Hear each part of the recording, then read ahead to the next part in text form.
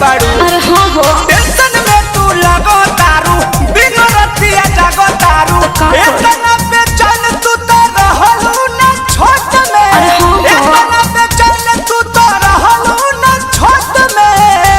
बोले काहे नैहर के गलतिया जानू पकड़ाइल बा मेडिकल रिपोर्ट में।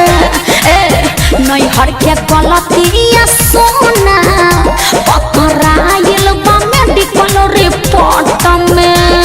जान दे इज्जत बचा ले।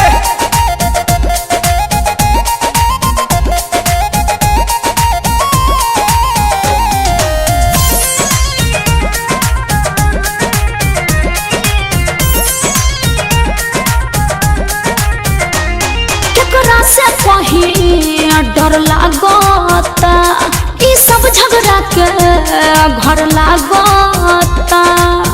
अरे बड़ी टेंशन में बानी हो। अरे कूल हो जा कूल हो जा। केकरा से कहीं डर लागता ई सब झगड़ा के घर लागता।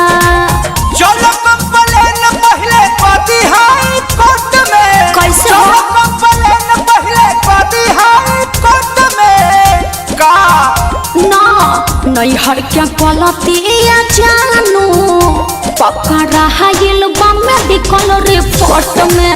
हाँ हाँ नैहर के गलतिया सोना पकड़ाइल बा मेडिकल रिपोर्ट में।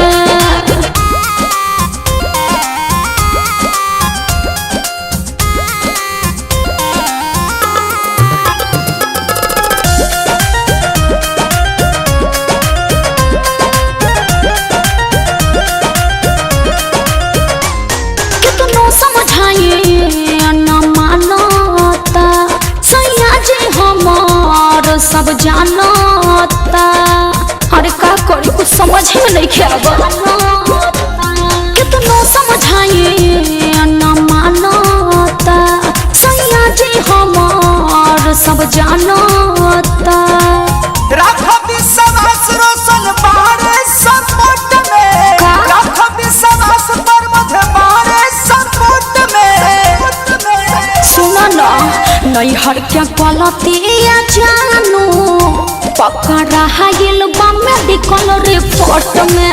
हाँ हाँ नैहर के गलतिया सोना पकड़ाइल बा मेडिकल रिपोर्ट में। टेंशन में तू लगो तारू बिनो रतिया जागो तारू तो का करी? इतना बेचैन तू तो रहलू ना छोट में। अरे हाँ हो। इतना बेचैन तू तो रहलू ना छोट में।